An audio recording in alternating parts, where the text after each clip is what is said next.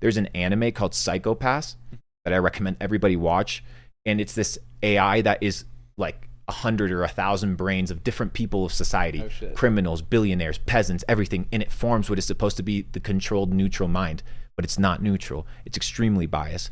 And in the anime, it kind of shows you that entire narrative of a credit system, of a mental check, of a daily pill that they need to consume to manage their mental level and their mood. So civilization has always flourished when the working class are subjugated and they are enslaved, and that's how you build societies. Unfortunately, societies are built on the back of slaves, and today we just have modern day slaves. Once you learn that these companies or these businesses don't have your best interest in mind when they're propagandizing you with just marketing ads, but commercials, ads on Facebook. I mean, dude, those are not there to make your life better, even though that's the feeling you're supposed to get intentionally from the ad. Can I tell you something crazy? Yes. So I went to please. Okay, so I go to Michael Phelps' Instagram. And I'm like, what the fuck? Like, there's something super crazy. What the fuck is Michael Phelps doing a paid partnership with who? No way. Pfizer? With Pfizer. So here you have Michael Phelps saying, I'm doing a paid partnership with Pfizer. It says ad, #ad. And what does he categorize himself with? It wasn't until recently that I learned my struggle with depression. How many people have depression, right? So it's a big blanket statement. The next character, right? Who's this chick? Is that the Lindsey Vonn lady? No, look at the... Oh, it's Pink? Yeah, so you have Pink. And once again, can't believe I just mixed it. Who's the paid partnership? I mean, they're getting after Pfizer. Sure. And what does she say? She says, unfortunately, I was unaware of this for the first time when I got COVID-19. What was she unaware? That she had asthma her entire life. How many people have asthma, right? So it takes all these different people to promote different kind of macro scenarios. It's like my medic desire. And it's like, what the fuck, dude? If this was such a crisis, why are you running ads? It makes no sense. People should be running to the stores if people were dying and falling dead right next to you. And this it's is kind of only like in America, isn't it? It's a tricky situation, with brother. Pharmaceutical ads. Yes, America's really, really, really bad. I think about 60 to 70% of people in the United States have chronic illnesses, whereby 100 years ago it was sub 10%. This is like I believe in this because it's like my medic desire. Like humans are mimicking creatures. If I see someone do something and I think it's cool, subconsciously I'll start like doing that same thing. Whether it's the way they move their body, the way they said something, tonality. Like that's how we learn as kids. We're just copying our parents' movements. And so that theory makes a lot of sense. And so if you guys don't see this stuff, you don't understand what we're talking about. It's because you haven't studied psychology. You haven't studied human behavior. You're all on TikTok. You're all distracted all the time. And I think that is the best skill you have when AI comes. The reason you are on TikTok is because somebody understands the psychology of a 13-year-old, and TikTok is designed to keep you on the app. Every decision.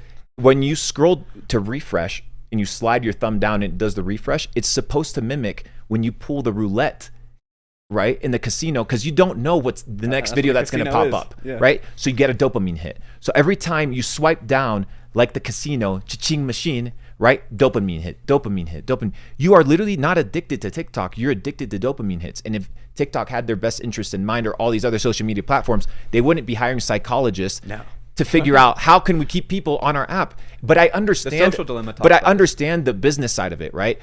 TikTok is competing with Snapchat. Snapchat is competing with IG. So there's there's a lot of technocrats, right, or heads of these big companies that don't necessarily 100% fuck with the other companies, or they want to be the top dog. So you have a lot of rivalries, and I understand the capitalistic side of it, but we also have to be able to address the other side of it. Okay, this is a great segue for what we talk about. So one, social skills, I think that's going to be the most important thing because everyone's diminishing that. If you study psychology, study persuasion, study how to talk to people work, make people feel good when they interact with you, that's going to be very valuable when AI is doing all the crafts, all the hard skills. But let's assume that AI is doing all these blue collar, white collar, doctors, lawyers, everything. They can diagnose you to the T, no debate. We all understand they're better. So in our society right now, a lot of money is made in inefficiencies in markets based on these skills. And the reason a lot of people are incentivized to pursue these things is so they can make money, and money gives them status. Okay? So let's say we're on a universal basic income. AI is doing everything. We're all paid $4,000 a month. How do we gain status? So status, I think it's an important one. I think status is earned by doing things that most people can't do. Okay. Right. So if you look at, for example, Michael Phelps, he's used on the ad of Pfizer. Why? Because he's a person of influence. Why is he a person at swimming ever. Exactly. So he has 25 plus gold medals, right? So he's a person of influence. But so what drives you to be that good of a swimmer if there's no money, monetary gain?